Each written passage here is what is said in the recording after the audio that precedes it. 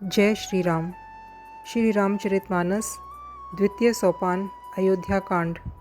प्रसंग सुमंत्र का अयोध्या लौटना और सर्वत्र शोक देखना। पक्षी, पशु, देवता और तपस्वियों के हितकारी प्रभु सुखपूर्वक वन में निवास कर रहे हैं। तुलसीदास जी कहते हैं, मैंने श्री रामचंद्र जी का सुंदर वन गमन कहा। अब जिस तरह सुमंत्र अयोध्या में आए वह कथा सुनो। प्रभु श्री रामचंद्र जी को पहुंचाकर जब निषादराज लौटा, तब आकर उसने रथ को सुमंत्र सहित देखा। मंत्री को व्याकुल देखकर निषाद को बहुत दुख हुआ। निषाद को अकेले आया देखकर सुमंत्र हा राम, हा सीते, हा लक्ष्मण पुकारते हुए बहुत व्याकुल होकर धरती पर गिर पड़े। रथ के घोड़े दक्षिण दिशा की ओर, जिधर श्री रामचंद्र जी गए थे, देख देख कर हिनहिनाते हैं, मानो बिना पंख के पक्षी व्याकुल हो रहे हों। वे न तो घास चरते हैं, न पानी पीते हैं, केवल आँखों से जल बहा रहे हैं। श्री रामचंद्र जी के घोड़ों को इस दशा में देखकर सब निषाद व्याकुल हो गए। तब धीरज धरकर निषादराज कहने लगा, हे सुमंत्र जी, अब विषाद को छोड़िए। आप पंडित और परमार्थ के जानने वाले हैं। विधाता को प्रतिकूल जानकर धैर्य धारण कीजिए। कोमल वाणी से भांति भांति की कथाएं कहकर निषाद ने जबरदस्ती लाकर सुमंत्र को रथ पर बैठाया, परंतु शोक के मारे वे इतने शिथिल हो गए कि रथ को हाँक नहीं सकते। उनके हृदय में श्री रामचंद्र जी के विरह की बड़ी तीव्र वेदना है।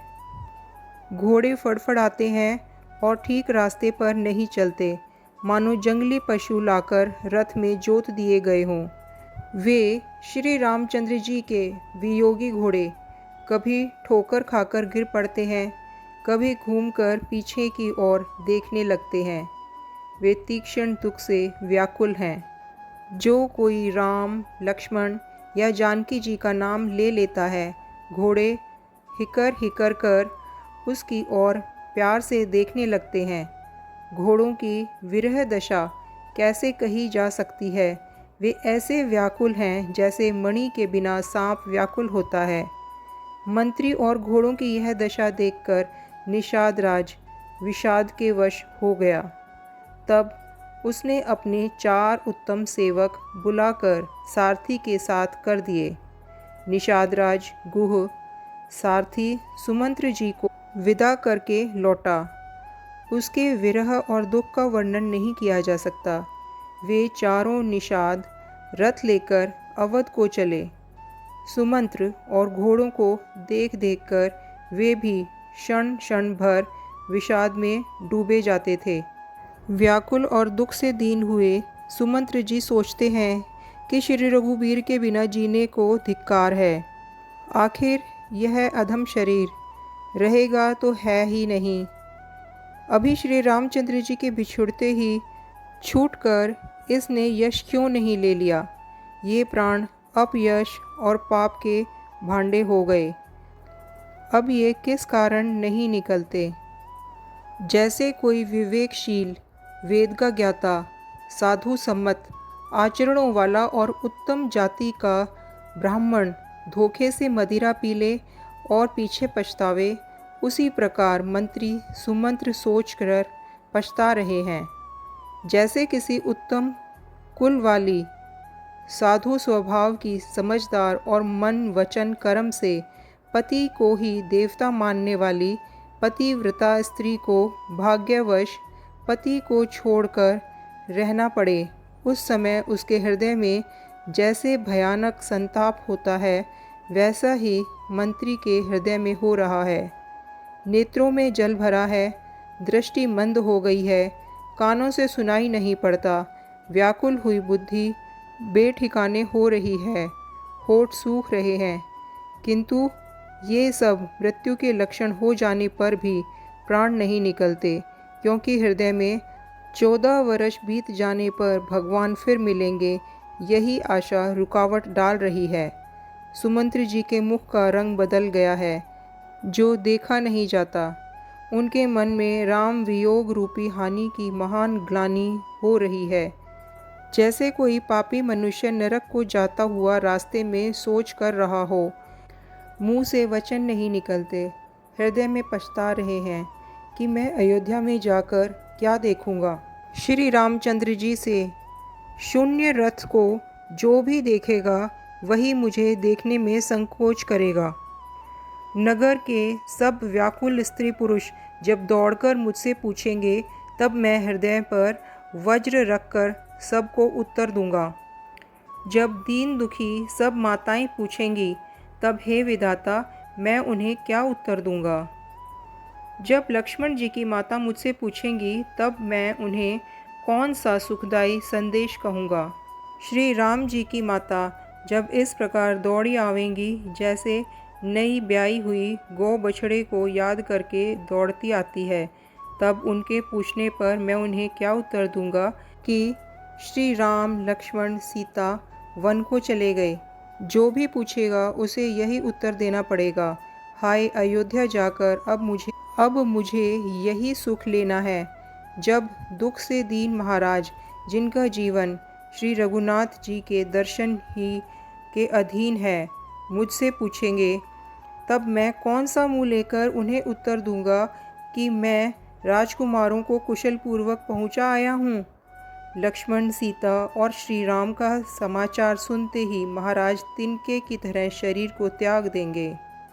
श्री राम जी रूपी जल के बिछड़ते ही मेरा हृदय कीचड़ की तरह फट नहीं गया। इससे मैं जानता हूँ कि विधाता ने मुझे यह यातना शरीर ही दिया है, जो पापी जीवों को नरक भोगने के लिए मिलता है। सुमंत्र इस प्रकार मार्ग में पछतावा कर रहे हैं। इतने में ही रथ तुरंत तमसा नदी के तट पर आ पहुंचा। मंत्री ने विनय करके चारों निषादों को विदा किया। नगर में प्रवेश करते मंत्री ग्लानि के कारण ऐसे सकुचाते हैं मानो गुरु ब्राह्मण और गो को मारकर आए हों। सारा दिन एक पेड़ के नीचे बैठकर बिता दिया। जब संध्या हुई तब मौका मिला। अंधेरा होने पर उन्होंने अयोध्या में प्रवेश किया और रथ को दरवाजे पर ही खड़ा करके वे चुपचाप से महल में घुसे। जिन जिन लोगों ने यह समाचार सुन पाया, वे सभी रथ देखने को राजद्वार पर आए। रथ को पहचानकर और घोड़ों को व्याकुल देखकर उनके शरीर ऐसे गले जा रहे हैं जैसे घाम में ओले। नगर में स्त्री पुरुष ऐसे व्याकुल हैं जैसे जल के घटने पर मछली व्याकुल होती है।